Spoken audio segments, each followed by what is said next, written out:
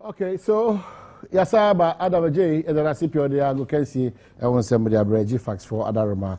Brasso said in Pensim, bro, lucky about clinic and then the products. One other man I didn't Pensim, bro, but a quick one. My main house text message line here 1760. Now they are brave. Yes, you are Jabrakin Eddie Amao. Oko Banda, Mashibi Joni, or Honum Ewa, Oko Mashibi Jomusua, Dom Cassiano, or no, a year customer for Nabedici, which is a deputy majority speaker. David, I don't know. A professor.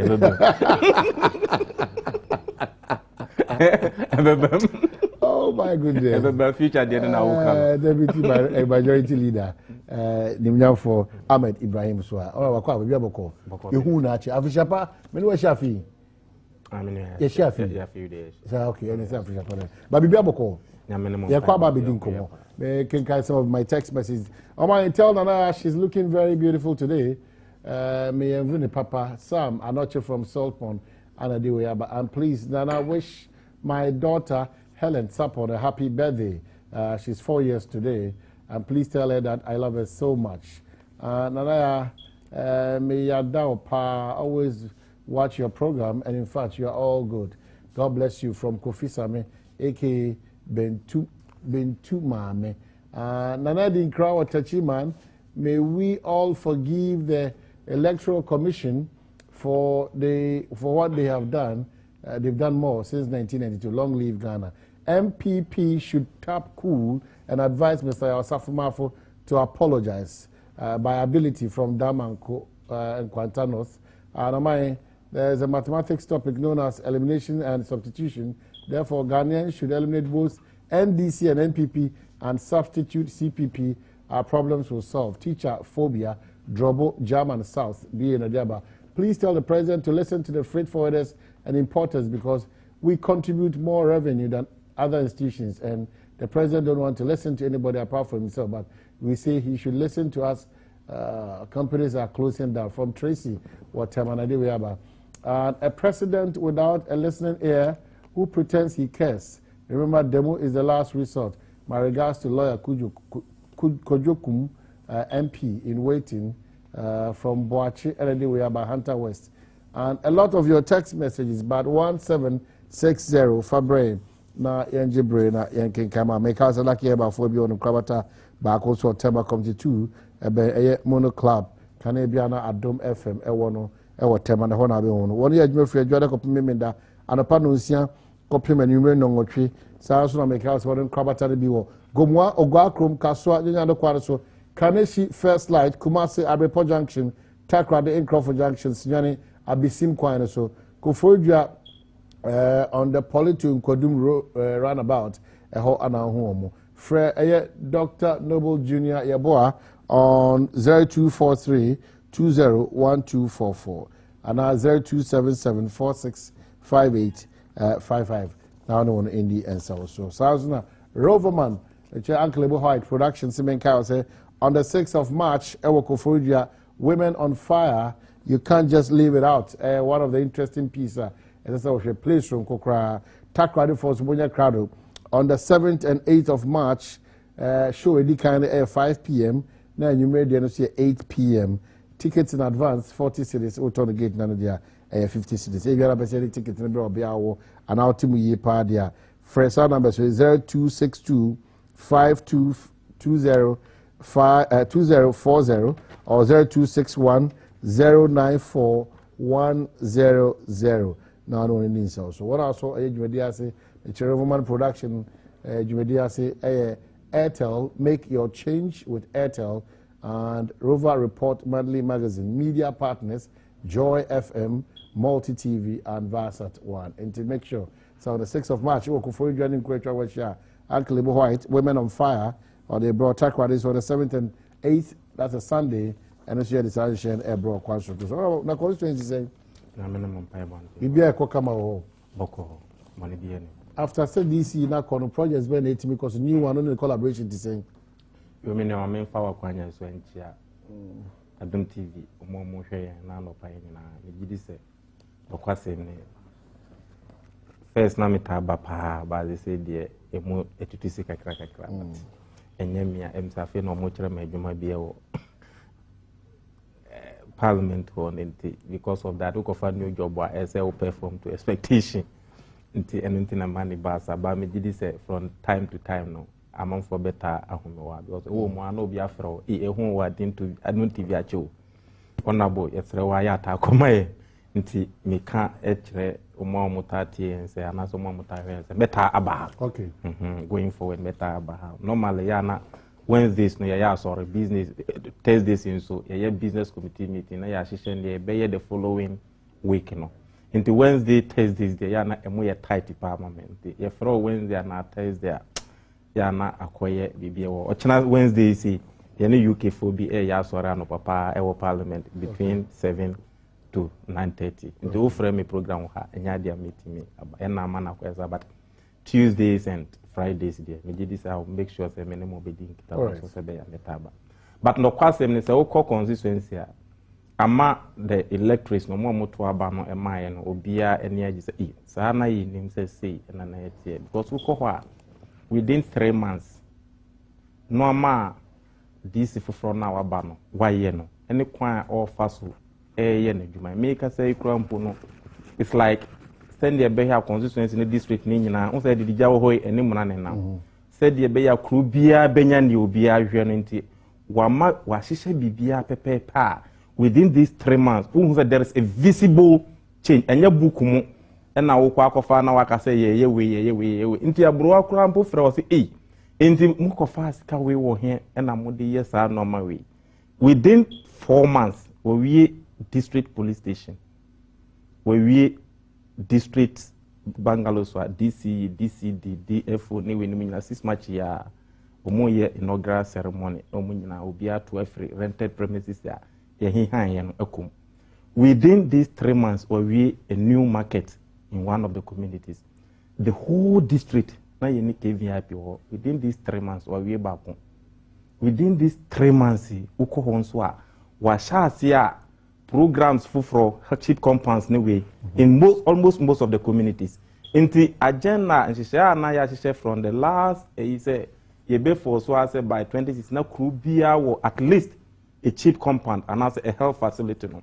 Wa sha see America say wa san she tour oba be awo do a and wa won do so the 3 months and ye wa see 34 stores within 3 months ya wa be ya 34 stores are all the restaurant account eti water closet ni nesifo ni nyina account a eye bus transport terminal a eno ekwa listen battery the economic cash base na enko say district structures na ya say so ya mamu district na district no so there are no economic resources a eye adwuma wo a means maboabo me common fund no about 1.1 billion that's 111,000 Ghana cedis 110,000 Ghana cedis by end of this month ye 34 stores no ye group mano e wo kro bia so ye ma the district department of the business advisory board no a train omo se be ya ometimi edidwa kakra as say new bank bia aba district wono so ye ne omo so guso ye di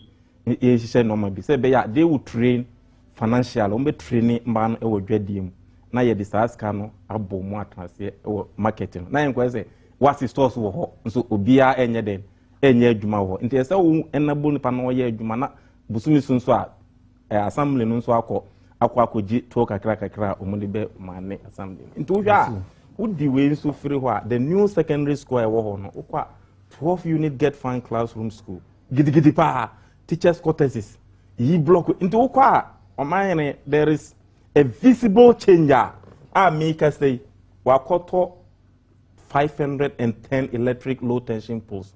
A crew bia kania wo ho bia ampo no ye extension because ye nya kania no in 2004. Inti ye ba be new extension district capital no de wa ye no wi. Inti ye extension in almost all the communities. Say be ya there will be expanded version house obi a we see dan bia e benya kania. Inti wo hwe we nyina na edia dance say se mpanyimfo ye ka se ye beka bom asum ne pa omuto aba wo man no ma within few years Ghana bitimi asesa ama obi a say about one na yetu no mfa so yeden e wo so and these are some of the things in the last week na me wo metukwan na me ko amanone kakra me wo na mukru no e ka kire me say omo ye crowd so mpese omo ko ho no omo ko we no ma na me betena ha kan no omo ko akọ say no kra na so kwanda ho mo amunko ba me gidi say omo hen so omo ko twa na omo de ba mo say ba na ho no a tourist destination be because of the bui down inti ya nkasa settings no mudia omo take initiatives no omo ko ba ya nkasa ye ni mini DC no eni ye be ba be trans marketing department instead ye be ya mo be marketi banana in the commercial way na ama the tourist impact na ye pese ye nya ewo ho no because tourism is one of the potential you beat me atapupa ewo bana the normal dey bibiri koso ho Ahmed Ibrahim ana what is your energy income you try how many back ba you better income so we are back 1760 your text message line if I na yanje brain intimi and kinkani na enfama ba quickly honorable mama no shall say of demonstrations for now no strikes nyame adma say ne and pay 9 o'clock engagement at Ministry of Trade ne Importers and Exporters Association ne Ghana Union of Traders Association for any other agencies e koye say ho amount for so ana entiase anya adwuma e kire say e china almost every shop in the country no one ebe close it down because almost say taxes be ne ho sense ma ban e dey to on so no afede o mabre and what you know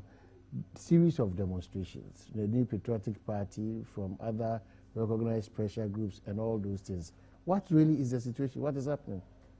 Yo omahene no kwasem ne uhwe the political calendar enyo wanwa say every this time echo 2016 settings are going to be happening but esia normally there was a yebisa ye honi say DNNM so we demonstration we eba and answer we demonstration we eba demonstrations they also democracy na yakofanenti acquire say they are automatic tools whether you like it or not tools for democracy no as a obinti bibiasia offer the normal na wantimi anso ano a otimi fa sa kwanya no so e register ni displeasure say ade we anamo a abane yetu no ya ni nyu ho. These are some of the things. By clearly, specifically, baby, wakofa efira udi banu inti. Me pesa me kaya no ansana ma generalize no. Say uhe Ghana United Union Traders Association. That's GUTA. Any importers and exporters. Clearly speaking, on my hand, Ghana no uhe baby yen ahon denwo efa economics ma trade. Ye ni factories ye manufacture many things ewo ha. Nemo, most of the activities are in acquire Singapore. I say middlemen kofa beton ejumano ena ye woha. In the clearly speaking, say e could do baby now acquire say sa petty traders trading activities na ewo hono. Ghana for na nkasa enyanye na yehu baby a ye befa ye beso ano. Those dialogues e ka ho a ebitimi esisi. Na empire na me bosses o mukoshia the Minister for Trade today obetimi ediye atuye. Clearly speaking, o shop wa me wo shop say wa Accra. Sometimes uti wa ade bi wo na omanhene a foreigner comes to your shop. Oh, sa normal we metimi anya bia ama waton. So it's like shopping, walking from store to store. Retail business na eno nanka yehun say Ghana for no eno all those things they are doing. So you ask yourself, Nepa no na all manufacture ade no ewo amanoni. Ono ankasa de ade na abaha. Ono ankasa ebe ni 99 ayi no baako aton ama consumers wa. So there na Ghana ni no the middle obeye. In the clearly speaking, in the way no good for no ewo case. And I say usha ne akoba say globalization nti akoma u kan na ne kan nso akoye din kakra because say one kan ya e won impact a e de beba nso e wo me ko abrichire baby e na me ko share broni baako e na obisa me simple question o say onabo mama mbisa o muna moye mpanyimfo e wo Ghana ho adentina se say dollar no e kosoro sa o na me tell say o normal import and export imbalance and all those kind of things me church no we here and I say have we considered GIPC law bia the threshold that ye ka say obi fra abrochire no de sika ba invest wo Ghana the amount of money threshold be bia ya raise threshold na kodru no don't we think say e hono sin to be e wo because we expect say nipa no e 490 oba na odisika e ba invest e wo Ghana say be ya Ghana for betimi afa nyoma nkitin na ye nti na wa raise dollar no from $500,000 to $1 million on the how many foreigners can get $500,000 or $1 million before they come and invest in Ghana? And don't you think say it will be better say mube bring it? But Omani, the question lies on no cry ye Ghana for nankasa enka. Mbranu oho. By foreigner no ba or no ba nyo no ankasa na beji store no. Obeba be fa say oh many Omani na ekwa akwa story. In the store no e Omani there. Clearly speaking, now from to mano. No, oh, you sue a penny sick and sign the court. In the Mbrana parliament, I know.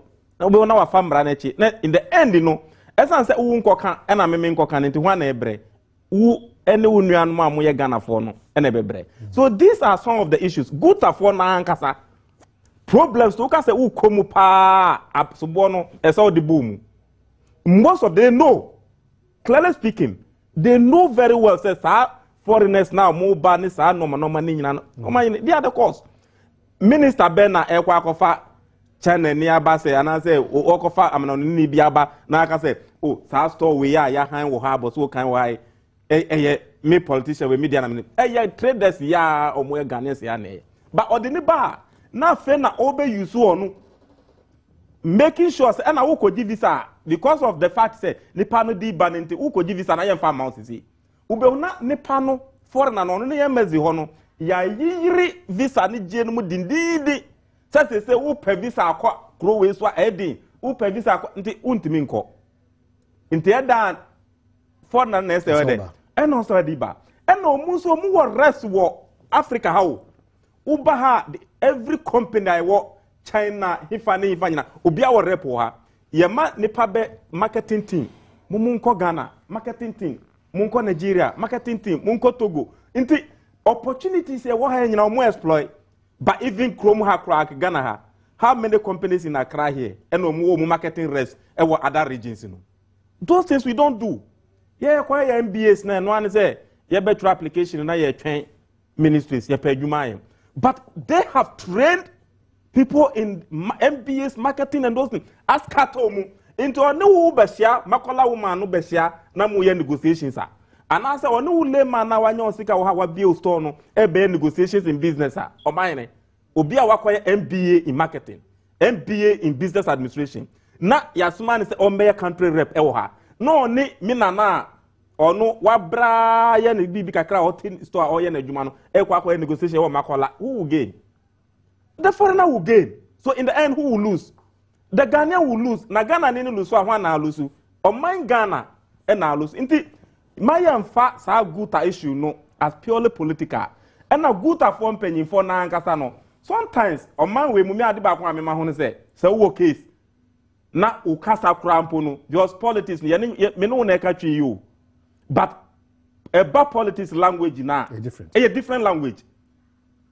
Send ye ubesha de krampo no language political edikasa enti se wudi ko bi anim na wo kasa na wo ma sa body language ni political language ni bi ebe fremu a na se mo a omuyi wo se bedi anim no you make them lose their case because once you bring that one then you are empowering the political power because omutu omo discerning Ghanaians a omu hwe ade na nka se omuti asem no na nka omutwima no omu se politics ka kra wo mu a obehuna nipa no take political lines the guta issue no e was say ye my nhwe ne say oh guta for person mo demonstration against Aban and na guta for no so Aban no so kwa bebe say you need to empower government to protect you but Aban no ho anye de want to be protect you inti sin to e wo bebia Ghana traders no ye adwuma import export to aye kan ni nyina no e was say ye diba bebre wo ho a omuntia tax. I'm telling you for a fact.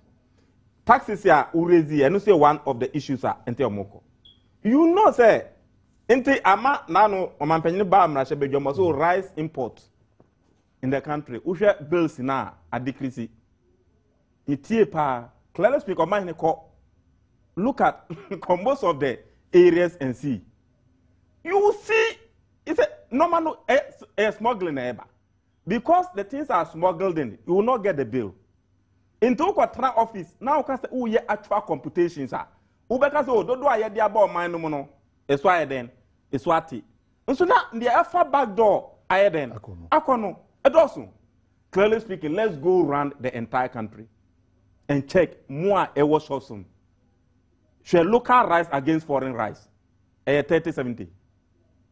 Is it 30-70? Is it 60%, 40%? It's 100% foreign. Let's not doubt about that. No question. Until so your consumption, no. Now we can check import bills, you know. Now we say swati. Now we say ODE. So clearly speaking, no credi or wa Ghana for no yendi MWA buy. Now me no ne diga. Me smuggle. Who defer port etua tax MWA buy. Into who say me smuggle kind or mine and you are covering me. You are losing. Ya bank one lose. Because who the no boy bed, me the no boy bed then. Maybe smuggle. Because you are smuggling. Me smuggling a buy. Uba who to your tax. In the end, the media no boy beko form. In the smuggling no be attractive, a bit cheaper. It's also affecting us. And exactly. And now who the no boy no beko so in the marketing no na hear you. But who in your politics, who your businessman, but you are losing. In the was a young kasa ya boy buy no. Now you there are so many places in this our security services. They know it. A orchestrated planner. Me a businessman. Now be the normal no bar. It's a matter of getting a security agency. As a no uncle Toby Meton, by me drew her. They would rather need me. All those things happen. Into your guta, and now themselves I can't tell we San normal way in a year juma. You would think I buy na yes no. But in the end, who do you know? And a barbegu. So clearly speaking, these are some of the issues why Koshiana and the minister Nakasa. Minister, they say young Kasa ye begi huni. Also, yen there was a way, not ye more Ghana business no buy. So these are the realities on the ground. By a 10 BI a fan say political, not no crane no. The taxes are there. Taxes no say Ecoban say taxes near high. Namu make sure say minister, taxes near high in Tinama encourage smuggling no. So don't you think say ye deba for ma a bit to me aye so normal say nipa no deba ba obetua tax no with that even incurring so much cost. And no there will be disincentive to smuggling. Into yamfa sa avenues in because your office. Na obia our business no no practical eyes no echen wa to office ne wa wakosua every school mo aba no. So these are some of the issues as a good aposia minister for trade in there no mu kan. They are issues where I say behind closed doors. Omunfa obianfa ne card in ducha. And a minister no so onunso hu say oni Ghana for na air kasa no. Because untimi force nipa enye tax. Me for so tax should be motivated. Me the akrokro and a beye wa na so tax na wo dey ba no. Eno na me di yi kwan na normal eden e ba be fa so no. So if you justify all those things and motivate nipa no e mo mo betua we. But say question o me na me wa ban mo. In the tax you know say ya. Man nobody takes an entrenched position. Omo ko share today let us see something fruitful from it. Like, most of the people are saying say ya bre ya ho chire o man dodo. Adwuma say and aban so the two gugu so and they over TMP before say ya bre demo wongbo demo and they guta for kasa ade achi importers for kasa. What really is the challenge in tia ayati said here? Nyoma air kocho kakrao. My clearly speaking, me know you need too much, but me did say what kind what's your idea kakra. Say what kind in development books, any political books, any economics books over Ghana. And I say kakra ye from the 1980s up to today. When me be there say Ghana, there's a clear change. Bibia is so competitive. And beside that, no, we share even the kind of structures and development, economic cost of living, the standard of living. Your standard of living, you can't tell me so mine, your standard of living. NCSI as a Ghanaian. Ultimate. And to share, I say, your expectations, no, a higher than income. Exactly. And the entire Koban said the normal Ghanaian will always want to win. And one thing now, even sometimes you international competition is the ground now. You say Obia General, hey, Cote d'Ivoire, Muni Ghana for Bessia, and Timunina, I say Ghana de Yensheno. That can do spirit, no, the ordinary Ghanaian is a good thing. In Ghana Media, in our chosen professions, we always want to excel. That is how we were trained. In Tusha, now, all those things are okay. Or see, there are downs, up and downs. Sometimes we go down, sometimes we go up. In clearly speaking, the fact is that standard of living are increasing, and we have not gone down somewhere. But it's got to do with leadership. More administrative country, problem. So how do we just change from that mindset? If it's a problem, I won't want. And because we are too dependent on a buy of the day to take action for all of us to follow. Problem so what share governance no man. Even in opposition, you are in government. What you say? Who share MPP for now or more can we they are in government. We better now who can media our constituency. You see, leadership ye the 2 million mawa also the 2 million year juma. You should own the small place that has been given to you because una obey accountability. I was say you know. And nothing na omano ya chichem district by district, region by region. And if you are in authority, now you have time for lamentation but no time for action. Clearly speaking, and nothing as a social constitution now, MPs now kasa ye MP bia ye ex officio member in every district assembly. Inti MPs no any DCs ye na say yema commanding height in the local juma. And as a social truly there are problems. Because of the fact to say Ghana no accountability no enye juma papa. Clearly speaking, a hona ye problems on every. Ye can't accountability. We think so politics is about some secret and ye old then. But now, baby Ghana adruno. Look, whether you like it or not, there is no secret in any place anywhere. Into ya, do you think say Auditor General report where you see, then there is no secret. Into leadership now, leadership. Yeah, it may be leadership or it is leadership because to whom much is given, much is expected. Into either you are a chief director, you are a messenger, or you are a leader there. Into that is the problem. But your leadership now is like Obia from the top. The central government should take everything. The central government. But when you give too much to the central government, you end up getting less. Let everybody identify ourselves as a leadership. Baby, multimedia today, everybody is looking up to you. You may not be the managing director of multimedia, but your expertise in this area, you don't wait for managing director to come and give you. So you do your best. In the time, even it comes to a point. So let's not fall too much on the central government. That is exactly whatever to brighten the corner where you are. Meno adiba kubia mafa abwa mabrabo pa in my life, and I wish every Ghanaian would do that. In the entire, most Ghanaians are going poorer. ASR issue, no. Dependent. Exactly. Maybe a University of Ghana 2001. 2001 on Mampenino for MPP time on those of my phone. Omu change the current, the old JSS syllabus. Omu change syllabuses nina, but they didn't write the textbooks for the schools. Inti yaba now question for 1 full year from September 2001. It took some of us in March 2003 to write the books for the schools. Inti ukwa me we investor me we national visa me buy me be trade me buy school no mo ma me book on charo mo say oh aban no wa change syllabus no one throw books no. So it's like they were complaining. Mo ma me syllabus no me say and I say we meet me atro. So even though me went DC but sanka me so me ko dwani omu na nka ye twabo president Kufuor say we change syllabus without bringing the necessary textbook by then. Do you think say can me economic gains no can be? This is an opportunity to make money. It took me 6 months. 6 months, I'm a full book. Afe me na me ji sister Ghana a month no. A week na me to me ji 1,000 Ghana. 1 week oh. Into wo na we aba, wo na we aba mito book.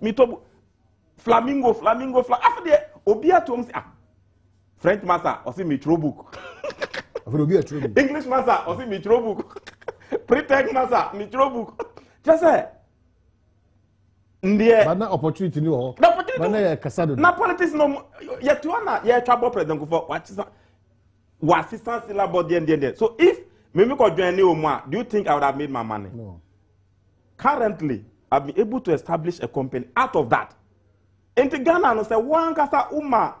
If you look around, there are opportunities. There are a lot of opportunities. But say uma uko journey people complaining. Akwa a student demo. Mu ya o yeko. Yen pass yen sprinti ye troto. Kakra na ediko. And this say free fear now ko no officer yeko. No sprint do go draw chawe ni yo wechi no be anywhere. I see. So these are the opportunities. Me call baby wa manoni. I'm say Africa is a gold mine. Africa. I'm telling you, just last week I was told this statement outside Ghana. Africa is a gold mine. You only need to polish it. But ye pay visa. Akwa me wa breach baby said this time. It's a fact. Apart from Australia, there's no country outside there. There's no continent I'm meaning koi. Where you go and you meet Ghanaians, their lamentation, everybody wants to come back. But without that, see, Ghana acquire competition between Chinese and Indians. The scramble for Africa these days is a competition between Chinese and Indians. Yeah. And they have, technologically, they have seen how precious Africa is. But yet, as a democracy in your war, into normal Miena, Amanoni, Omudia, Tumsa Ghana for there, football and democracy. But what is the impact of those things on the economy? Until say we take the commanding height of the economy. And taking the commanding height of the economy, it calls for discipline. Discipline, when you see opportunity, you have no time to go and sit down. Lamentation. And a president mama way, and a way. What opportunity do you make to impact lives? All right. So, Chairman. I'm question. Machi, I put saying. Yeah, Papa. Another unusual attitude. Other than about a late traffic bipa me be we granya let's look out for opportunities, not for these excuses, because of a member of parliament. What to have me a preachy sermon this year, it doesn't mean that because of the traffic. You knew that over programs so now. You have to change. The majority leader, deputy Akano, say, yeah, excuses. Yeah, the opportunities around. And to meet the unmet needs. So we try to meet the unmet needs. By very usual, I accept what I understand. In doing this, what's the whole defects? Our council catch the problem now. Council, what year for one? They're not. Because Aquaquan N1 Omuye kakra no omojai. Okay. Omuye kakra no omojai into omuntu aso no omunye enye kra. But number of people so moton ade okwan so no over traffic times here increase here na. Anopa say de untai hu won. But ade che kakra no ene enumerate to e ho mo. Oh ende e ho pa mo pija pa. I think almost shifting from Nkraman chain no to Kodu and a polish and a comfort. And a toffee, and a toilet roll. And a toilet roll. How do we solve that problem? You create mini markets or quino and more. And I discourage you on vocational school. And I say, resettle or more. Oh, baby. How do we go about that? Because sometimes satellite markets, a year Juma, oh, baby, and to me, a year Juma so. And I was saying, encourage drivers and passengers. Commuters say omun try senka omo be avoid buying from them. Where I am on satellite markets na inum say ukoha ubenya specific items bi ato. But yenso ye patronize there and they say they want to make a living. And they say they want to make money. They are there to make a living. Now if say obi person or make a living, very difficult to stop him from doing that. Because none the very basic necessity of you being in existence, just to meet your bread and butter daily. It is a bit person prevent to no alternative. A very difficult thing to me as stop. Okay. The last resort to cry and say, okay, kill me because I can't go and live without making bread. Oh, but say try say even making satellite markets no areas be say government and now say assemblies no akwa a ben ebia baby ni pataifa they say anu dey planning no and provide such openings into say ye person ye planning well there we have to buy such properties na ye develop eno na ebetumi aboy because anya sa na ye kase de omo kwa they go far away the city center and also obia nko ho eventually no ye beka se ya create no omo nko but omo kwa obi patronize omo items and omo besan ababi it's dicey good planning deputy majority leader anopay me busa se uji tu se there are a lot of opportunities in Africa, Ghana to be specific. There are a lot of opportunities here. A lot of opportunities, yes and no. Okay, I'll go to your no at a later day, but the yes aspect I wanted. Then how do we encourage Kubi to say Association of Unemployed Graduates, and as a SS leavers, and as GHS leavers, and as a Polytechnic leavers, and as a MBA leavers, and all these groupings of people, skilled and unskilled labor, no? How do we encourage them, give them a different mindset to shift from dependency on government or central government, to starting to do something on our own? Say we could say MBA administration. Once my Ministry of Finance and Economy, my Costan's boss, and I'm bank and I'm local government, and I'm MBA, let's not to for the next 20 years. They blame buying increase opportunities. Do we have those opportunities for Obi Opaswa going to an enterprise or no environment support to say go, you can do it? Is the environment there? Yeah. What answer question or the man? Yes, no. What answer no? Nti mama fa no, me answer no. Okay, no dey say. One who say enema we nyina wa identify you. One. But you cannot start in a vacuum.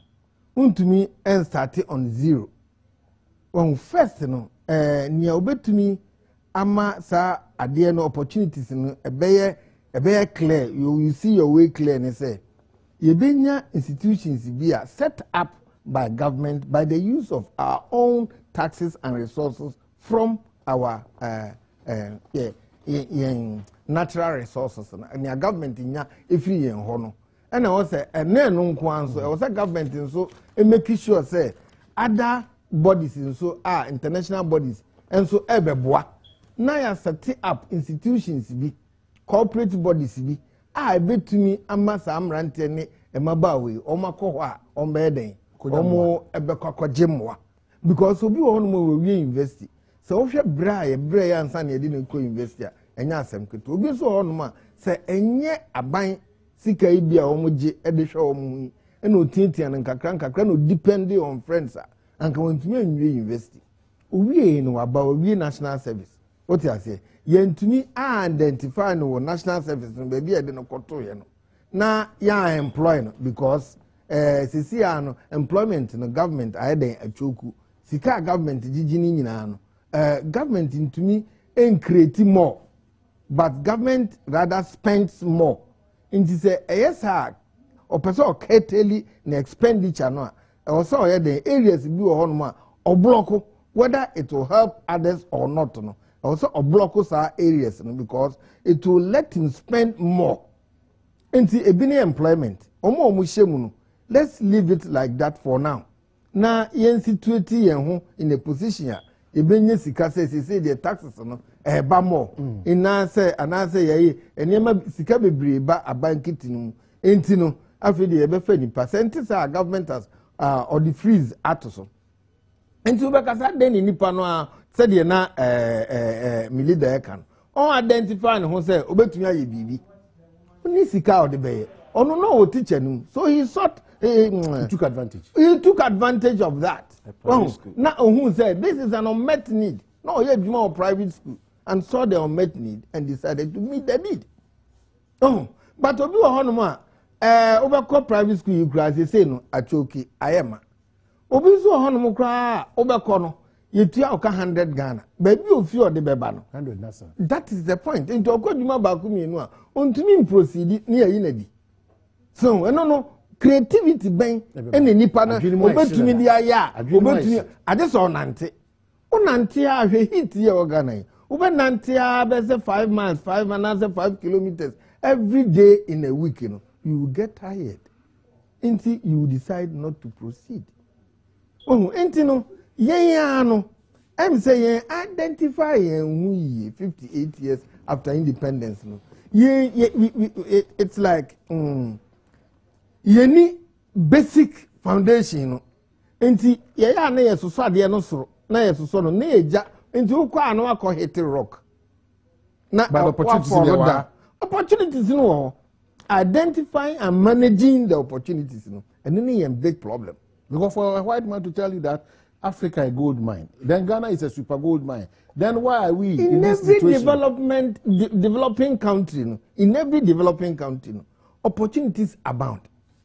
And it's just say there are so many things that we have not come up to it. In the economy, and you choked. It's a commodious. There is room, big room. I bet me I never be ewo mu a yenko a multiply ho ewo mu a anka be so. But don't forget say you need good managers. So it's got to do with leadership. Commitment. It's got to do with leadership. For now, yes. As we develop, is the pinnacle of that. So our leaders will determine our drive. Because they hold the pulse of the nation. But not the psyche of the nation. The psyche, yes, we can continue to improve the psyche of the nation and redirect their psyche towards effective development. In their leadership. Yes, because the necessary and basic provisions that what you're making, and not anyhow. Into kase obi nkoye adwuma no oni sika or the best developer on his own. Me wo any pa bebre ba menche or the idea beba. But idea no as a ebia na eso kakra. A noble idea. Capital intensive. That is the point. And yet that intensive cry. But meeting it from your pocket no a very, very unbearable. And now directly on the panel so kwa no akọ hit rock. Kwa kra bra kwa kra. Yes, you almost 500 Ghana. What can a graduate use 500 Ghana to start in a nation like this? That book a baby, baby, no. 500 neko. Babo, and a crassy ni baby. The Jiwahano, Libra Jiwahano, and one a Libra Jiwa crassy. When until baby, no babo bone baby, no. Who causes a near man crowd, some may cry, they say, I see no crown, you can't say Jibika, if I be crato. Go on, we had more Libras and doing a baby. Ubesandia faka, ubedru fie na 100 Ghana, na ekonaka 400, ubeto dadwa, ene dadwa bonye ebuketwa.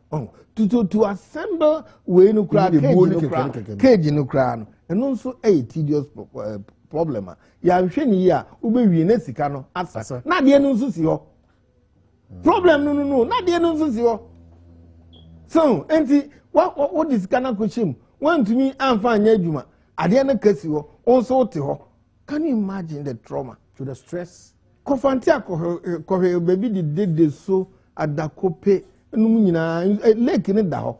What I say da ho say. No biya mako, ubiya ntrua, ubiya watermelon. But say if you have say eko et set traffic light yase. Na ewu because when you soon a rain fed. When you na otumi so be sense so bi wa hanom. Ba on to mean tapun so no nkogu na de no so. No, I have 4 acres. Said your ma akomada. Oh, tomato is money passion more. Jina wa no. Ya hanzu ni pe wu. Maji busia obank. Inti a confusion. Ya hanzu ni pe wu. So. Enti nka ye na nka assembly no. Ya aban tuni a creative fund bi e wa assembly no. E na eni nkran ha. E na nka wa assembly ho na good supervision wo so a. O ti ase. E na wa agric officers omo identify nyama we num nyina. O ti ase. Anka no ani se o ye den. Omo ko ana ne ya se no kredi asa si etu e ho acha ya adwuma pa ma ye man na san na okokan we say good supervision underlined good supervision ye ko je mu se foto bi wa ye mfa moa eye ekra si awka yi ye ntwe eye nsuom ne small dam ho no kakra na no just 20 Ghana cedi on farm supervisory work no ho no wa we a ntokwa be 6,000 ho ama aje agusi no na me ka se wo be ka ya o kan sake ho asem me nso me kan se foundation ni nye obi a okọ from the road to the so transportation nko aye 120 in and out ni 240 onipa no kono ya ma no 20 Ghana 24 cedis 24 ni ya ma no 20 so on fan confirm ra dabi so into ka okọ no nipa na okọ boa no omoa so anasa okọ awe den onu ni ska no obaka kakra mo oh enti ye problem no o mai ade a ehu pa se ya nhwe ni yie and utilize ye revenue yie ama ye hu se onipa na oye adwuma na yetua ne kase ya ebeso no a ye be walo ye hu e wo sa ne ma ye try o minute back ba ye ba ye nkomo me nse bi wasi di bre ma ye kwan na also for adwun chebe 1760 ye kwa ba. Okay, so you say about 1760. You can some of your text message, but you end up lucky about for us. My main concern kind of say deputy majority leader, majority whip. Yeah, sorry. And also my ship Janima Banda and Peshasu. Nimyam for Ahmed Ibrahim wa. South Sudan kujina Fantia kwa North and so. Ya papaya offer any abema BBI. Nimyam for Amankwesiama and so. Jafin or join there. And Nimyam for we wa ni etwa yajuni. Ghana ye the Ghana can't con the Ghana punto. I'm sure. So also do a gen share brain on 1760. Now it's back in Kai and so I'm lucky here about for one other Romana Sankita Dewi and the Ebro. A school caused demo and it's been closed down for weeks now and no response from the government. So how are the candidates going to write? Inusa Bamboy and Adiwayaba. And please, the NDC government has not been fair to us workers. I went to Barclays ATM to withdraw money and I realized that they have charged me 17. I don't know for no importers and exporters. I don't know. So how deal we buy banks not but I don't know. If buildings are built within 3 months, then you can imagine the durability of these structures. Honorable Ahmed should give us a break by Owusu in Banda. But she needs to be educated technology in terms of building. To say, Obibe Timdi, 3 months, just those technologies in the you have to be abreast with all of them. I want great Honorable Abosu for me is the best of all MCs in Asante from your Abo Fita Nigeria. But good morning, please. I like the discussion. I want the MP's number, and it goes on. Innocent people panic in the country due to frequent demonstrations and strikes by the politicians. And I thank the Banda MP for all he's saying. We're facing the same situation in Sampa, where foreigners are staying in warehouses, buying raw cashew nuts direct without employing Ghanaians. When do we complain? Who do we complain? The foreigners tell us they have bought immigration and police, so no citizen can tell them the truth. In fact, Ghana law does not support our citizens. Please, our leaders should come to our aid. Cosmos Ata or German North and the Abasa.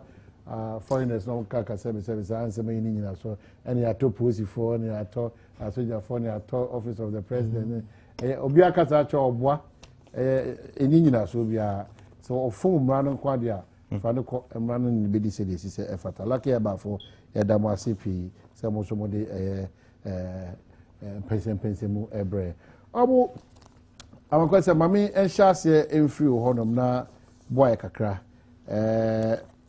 hawa ote nano da se abatu commission no se no ho akoba asema abatu anka ese nke baso nedue assembly elections na ama so ya twa sense ekubi edi abatu dwa preko pese Dr. Kojo Afraijan ese se ehwe ne bono kwadu ye ni kojina se dibia ebinum so ma se buso se enti susu ampa aso my Ghana enya adesua bi afri yabatu ho nsem after ye call court bosume enwotwe ana enti le krakrakra no ye sa betena ho ama nioma bi a afanu ahodo nyina agusu yiye electoral commission asitiri se ye hwe na ye entene nioma asena 26 abatu na to no ye sa betena ho ama ya sa nioma onran ana electoral commission ebi si ye bo mo chem so a embo ana omo ye kan ka bi ana de ekosu nyai de na beka fa ho yo papa me da se ampa electoral commission o se me na o se commission no nia waye no ya de a egu Ghana ni mase pa but de hu kura wo na ya na ya awrehosem na ye nim guase kese president and then nansa dress obema ne owura afrejan abaso oboye the bone dini kan asem se waya ade na yentumi ntwere history o Ghana ha abato wo mu a yidini nyeden emam ampa se boni o se papa o ni mum de ode tato ya ode kofie de nimgu ase sem papa ne papa mu a anka papa no anka nura meeting no kura na minim se okokase ni time nso yenso o gina o si fom nanka wo so resign nura sa crunch meeting na se media mia anka madwene se o senka Dr. Farijan o resign no give you way what you say nanka ubenya kura no nanka nipa be heads be mienu miensam bi wo nanka omo so a stand aside no ma resign na yemfa ma omo didi wo no a na omo nka body a eka saasem we pa se animgu asesem we omo de aba abeto Ghana na omo che wiase nyina se Ghana de sometimes no emra nya adwuma nti omo tumi ye de omo pe bia until say ebia obi be prompt animgu asesem kase pa oman hwese yeti oman mu na ye wo mra ye de ye adwuma enye se Ghana mra o na omo abuso omo mra a Ghana fo ahyecha ma omo enti enye mra pon kase ni nyina o omo cost center ho omo de ye adwuma no eno aho mra eno ntina ya pa omo so omo nya adwuma ho anopa awia they should live, sleep, dine and wine and discuss what pertains with electoral processes in this nation. Namo tumi atena ho ana enye say it went on notice though.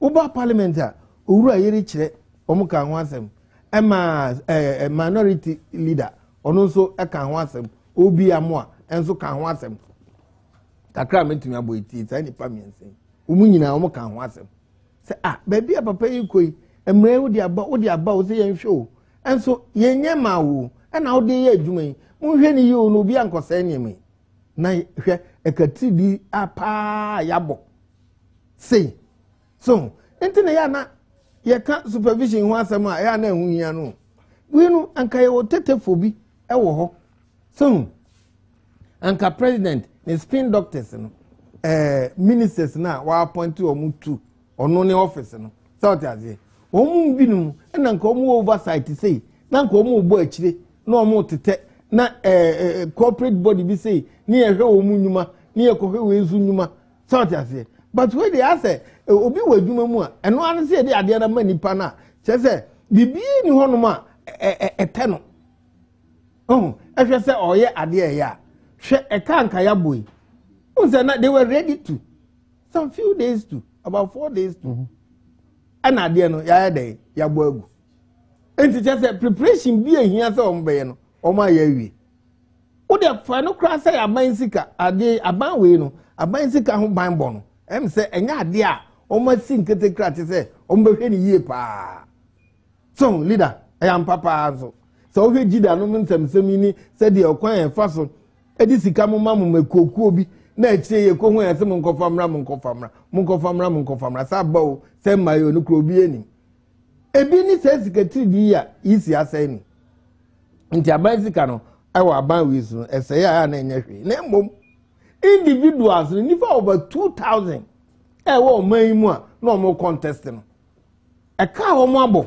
ekatiri di a omo abo eni owo fanom o maamenom ya na binum kra de ebinum could register with the knowledge say assembly ho kra yetu aka o sa na binum adwene ya omo assembly yetu aka o kwa yetu aka o assembly ma ebinum nim say yetu omo ka enti no omo boss aka no omo nim say no gratis so yetu aka yes gratis uko meeting na ya pe ebi 30 Ghana bi ni apeduane kakra ma asoso ama aduane kakra we no kra no omu nidi o no aka say ebufe o ye chichire ewo a year bi mu de aba se jiko now de ko ni amount 30 Ghana se be so lorry feel senso lorry free bakura debi ya fia bi su de so na wenti ebinum nim sa enti ebinum aboka ka ukojina assembly man oti local area ho enti e dem pa na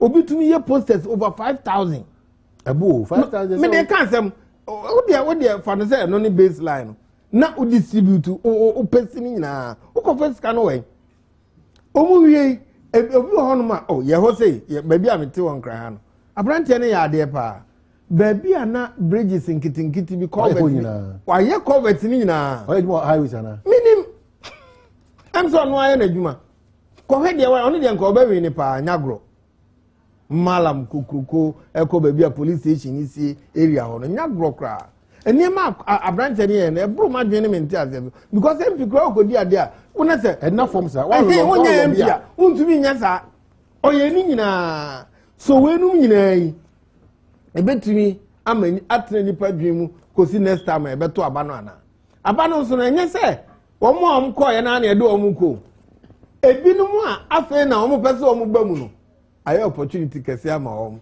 obi wa na omo abo ano afa na abo ano nti se de nipa na ye 2 a ebetumi akoye be 8 baba bi so ho ye 8 a ebetumi so abo abinum na be 2 nti ade be mpa na ye ade abo asa nkrofo no eno no em se yisifo no mo dwene ho se o Ghana ha de o yes a obi entumi nya owe ntumi ntu sika bi emu bi a ye de ya abo na ye nwene ho na mpa se bi kan cha ba na nchichiru se bi na ye di fam you must take care for granted na electricity for microphone me what is o mo twa sika bi ato ha di twa microphone ka what o ga so man bi so betumi adundum light basa sa na wa microphone gadgets nyina na wa kofi na okoso jisika free microphone onti yen ha no bibia ko freezer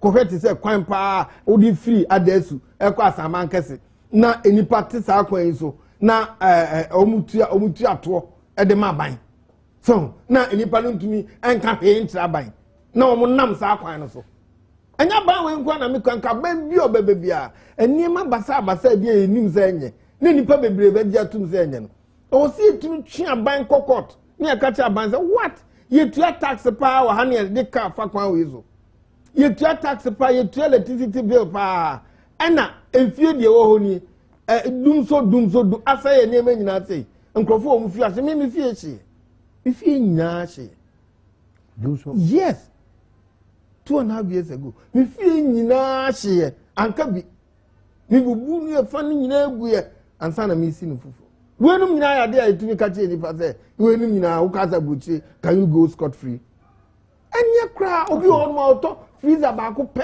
e na odi ye adwuma omo nam kra sei asei o freezers mu cold stores a wenum nyina ye te ho aye a obi entumi mfa electricity for kokot na ye te ho sa na ye hwe ne sa na senka ye wo man mu abaye tumi adi electricity ka sa am electricity no egu ni nyina na ye hwe abaye.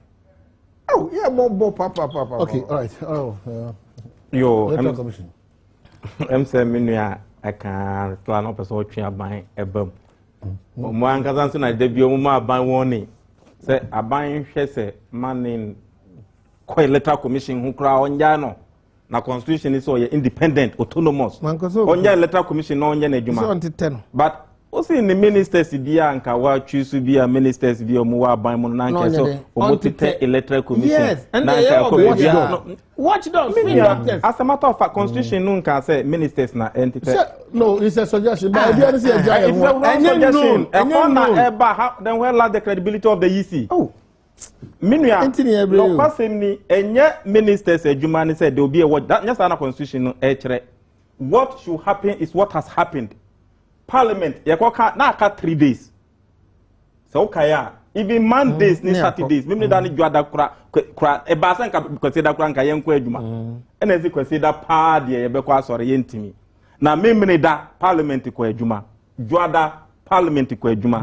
Said de be ya Electoral Commission benya ni 21 constitutional mandated days. Electoral Commission no they are passing. The problem is on say ye wo bibia ye friend no Interparty Advisory Committee IPAC amanyoko ni nyina yi nipa omo ni electoral commission ni hia enti na electoral commission ni wo ne calendar odi wo all those things out the problem baby and the problem ni free oh that say ye be nomination if you postpone those things in 2 times enti edrumre bi na speaker bi say na electoral commission ye be sore ne constitutional instrumental ebe manu to me amana regulated this assembly elections on famra ntemu na ye be sore akwa kodi brunya enti wo hwa krampo na nanka parliament ya shisha ye session no from January to December say 18 December ye be call Christmas break into because of this particular CI 85 we ye transi for this no be me dan kwese da nyina kan ho our parliament bronya krampo na ye nya kwa ye di kodi bi ye call 21st of December into yetimi transi na ka just na miensa pe 3 days o na ka afarjanya ne tumi na odi ko bie nominations no ena ko bie into wantimi antwen amman na miensa no amekan amamra na odi ko di juma no amacho omumra so exactly inti da ena se eba ne sanso a eda mandate no eba beso parliament transia se subsidiary legislation ni committee eko trans no mo de mo report no base mbra na legislative instrument na constitutional instrument no e wo se ye man pass o mo de mo report no ba na 21st day no ena na ye debate inti ye debate no sani ya menu aka ye no kre minority leader rezi ena ye li kire wa west MP onu so rezi ena obiamo the chairman of the subsidiary legislation committee rezi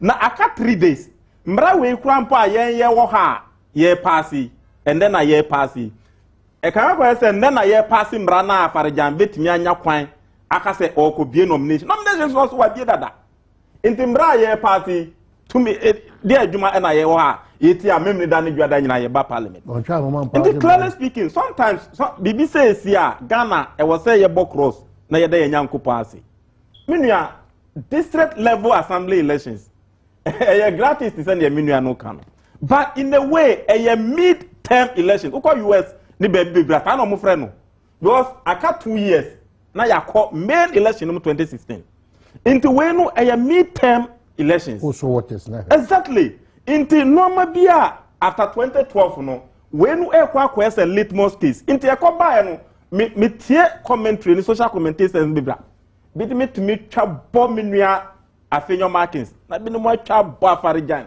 na bi no so e dia bɔ aban this is not the time say the best idea when nimra e was what went wrong and clearly speaking ye kanoda no minority leader can say we ye say obi sorry na ofa sa de we di court sisi a le pa do be wini he said it in this 1% sanka we ye this level elections o general elections and I say what do you think exactly into when no e was say ye praise omo test the law exactly into when no it will be it's a wake up call and say electoral commission no call crunch meetings o ne na menu aka say nka this was the time say nka so resign clearly speaking to me there is no perfect human being in this world and I say usha said the afarejan aye adwuma ya bona basua clearly speaking he deserve that but the waya enu nye enu so e was say enu so eden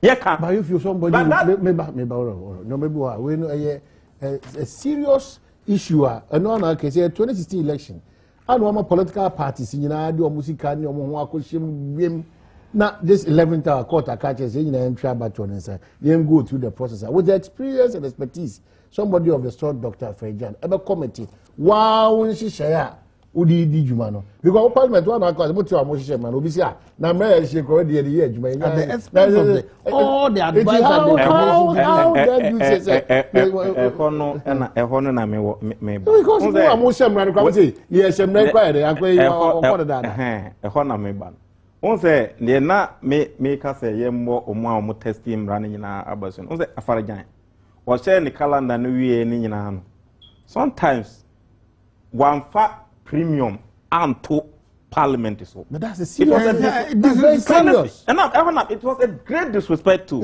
the integrity of the parliament of the republic. Yes. Into any ministers and our presidency. The president executive or no name to me. Yen and I yen Nepal Ghana for Anam for. It was a how does the electoral commission plan without having that relationship with Parliament? Yeah, based on that, Minya, baby, I said to hold and protect the sanity and integrity of Parliament. You know, a bar say, who says Amran Washasia or the year. There were two things. But now, yes, for the sake of convenience, and a Maya party. But we could have said, we could have taken that option. But let's take it, and the other option is somebody will test it at the law court. And that is clearly what happened.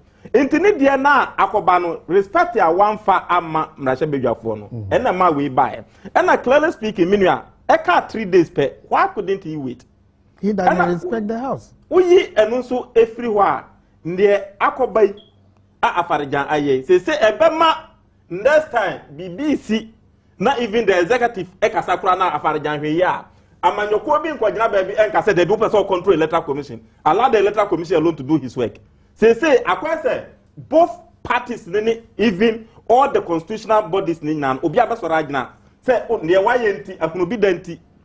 And ama no ma bit Mrs. In the clearest but say electoral commission it be a tiaka you call court no they don't work in isolation but it's like and where the they don't work in isolation it's like two me be omo de obo chem so a emo and so I know yeah no almost have your interest. The law is managed by the Attorney General. The law is managed by the Attorney General. Electoral commission its own the Attorney General could have advised the easy say no wait. Attorney General there on a constitutional creation into no kasa and that one when you go take that mandate. But what do you call me? I don't agree say because it is very specific. I don't agree say Minya say because of the SNT. Still, yeah, my executive no control. But Ghana, you are getting me wrong. Let me explain it further. Leader. Say, clear option. Let's take a typical example. Say, Oko Britain, right? Prime Minister or spin doctors. What do you say? Omu yengrophobia. And you say, institution be autonomous in Omu shene sao. What you say? We are saying you monitor. Security in we are saying. And this anka to metra ke ube pie no bi kitase kan no be twitwa. Entinu menka say me say ministers na appointed to the office of the president. Ebinom was saying ka omunya responsibility.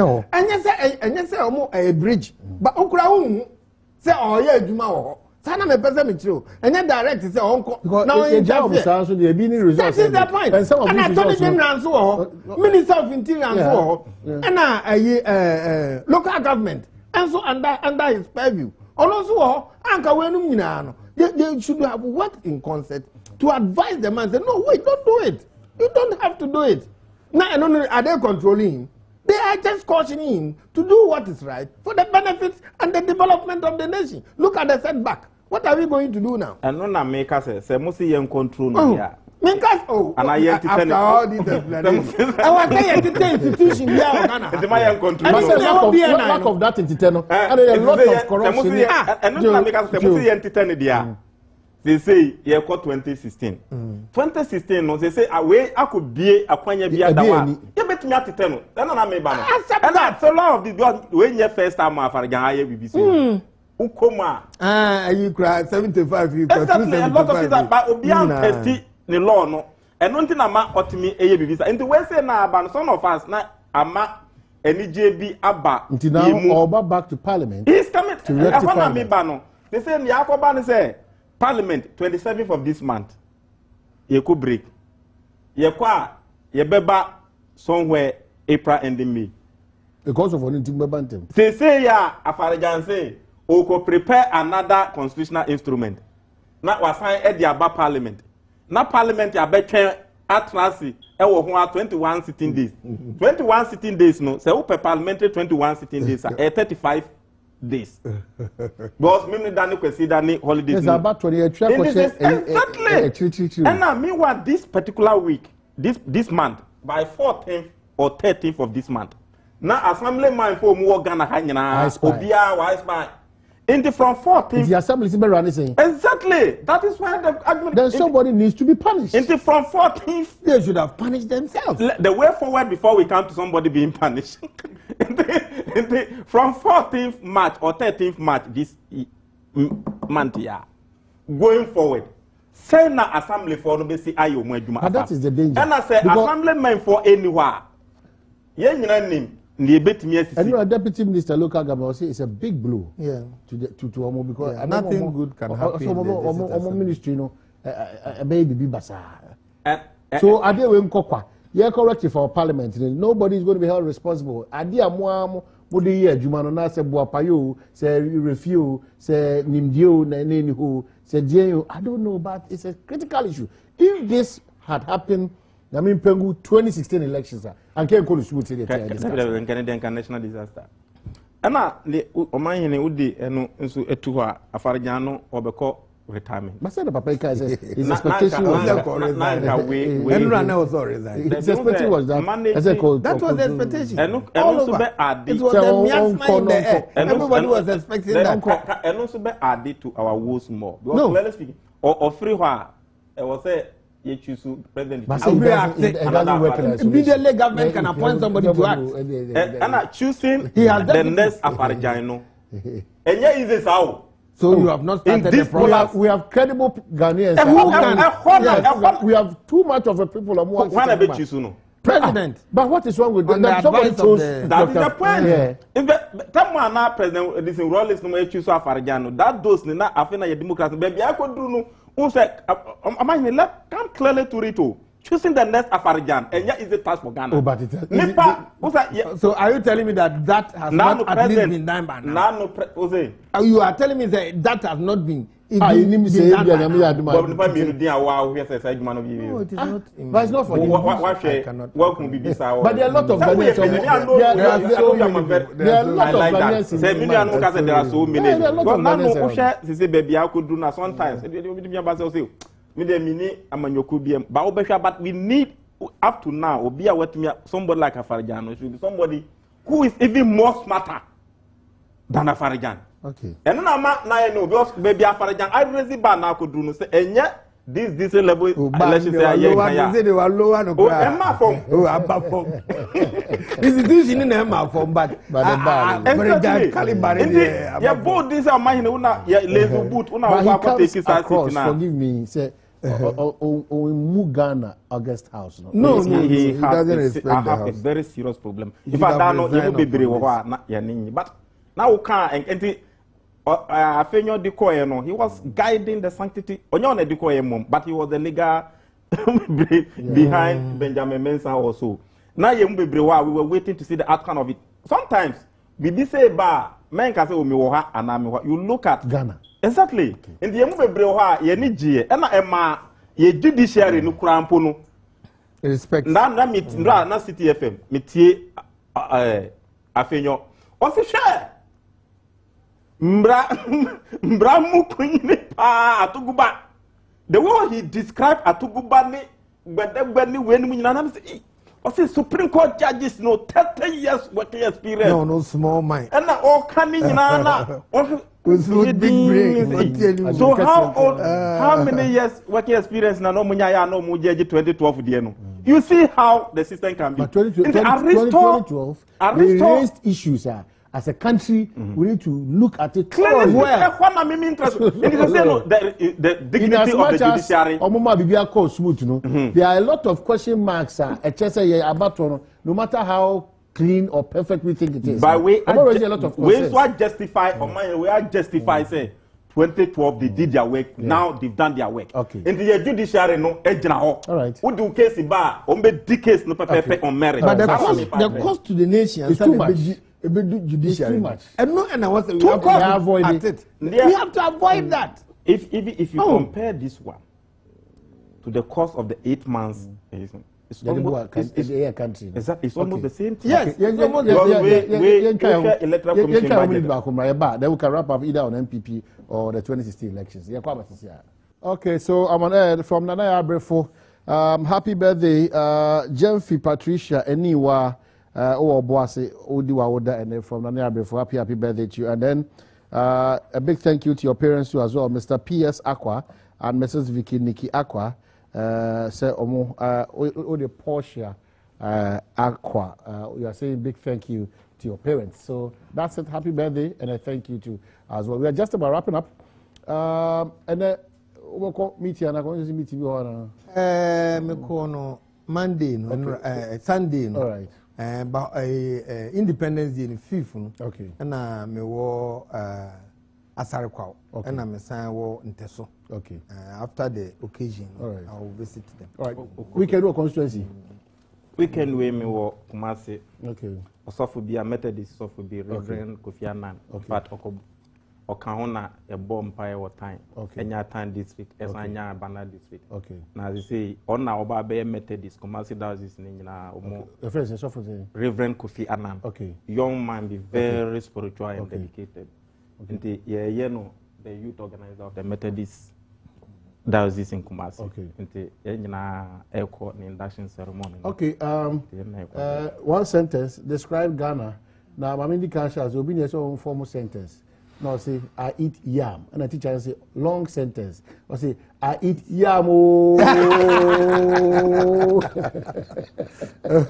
Okay, so it's a long sentence. Okay, the state of Ghana. Just give us a description of your first page. Yeah, the state of Ghana, no. Ghana, since the present time, the state of Ghana is a country full of great opportunities. And me who ever Ghana who say we can make it because we live the parameters of Africa. Ubia Ghana say is the hope of Africa. If Ghana fails, then Africa fails. Okay. And Ghana is the hope of Africa. And all right. We can make it and we'll make it. All right. The mechanic say, as you see, the state is full of desperation. There is a great mood of despondency, and people can see a vista of a future without hope. Because I said there, a near economy, it to me jinaso, nanina etitigu, unemployment, double digit, depreciation, and also a demusa. Afi say, Oshe Okwanya, a buying a jessica free, or mining banks no, na Emma banks no any opportunity na, or more and lending to the private sector. I answer you say the private sector is the engine of growth of this nation. No? Right. Na mobo sell tigmamu now kobo business or the koye juma na ukutia between 32 and 40%. So no me consensus is a cratch bin so e ho aje se me de me tian on the starting campaign that Otu ana to me Okay. I am me nomination I am me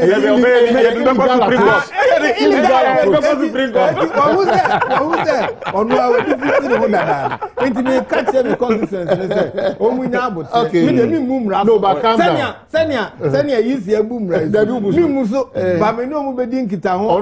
Me position as an MP. All MPs, majority and minority, no. Sir, do this amount for bit. I do not say honorable Enin and honorable Taylor be better. So do more primaries now. The air yana say abo be careful to obeka nyoma ensem fata. No keka. The toss will be able to no mo chema. Embrase be dwema ho kire ho no enya ho kire keto. Say wo assume say sikapudu obi o kwa akofa abaye kwan obaye si ya. Ubekwa aya no mu nim o mu sheda na ya keka na grounds no and delegacy electricity na anya da ho. Ebi no mo keka sa o mo de ba parliament. O mu hu yo. O mo bepem. Enu o mo be dia dance. O mo be dia dance o mo bepem. E dia sre se o mu nya hotre. Na ye mo obi akwa your democratic right. Enti memfa kan ye obetumi aye na so ne ne afenyo ti men de ko mo afenyo ne de se minimum say we no memfa nko ba bia o de se me ka say nei o do because minimum say on to me and me see do one sentence no I eat yam is a long sentence you must be the buy come say that Egyptian adage or say if you wouldn't allow us to dream on we wouldn't allow you to sleep. George Atazo Orlando no tin musa say I didn't bibia e be see Ghana bia na yem pese be punish nipa omo involved in illegal and corruptible acts that the BNC nyama nin kana sa na tie it was me just asem nto na chire ni ya de sa nkomo media si na na do fa krado or the eyen nkomo ehwam ebropa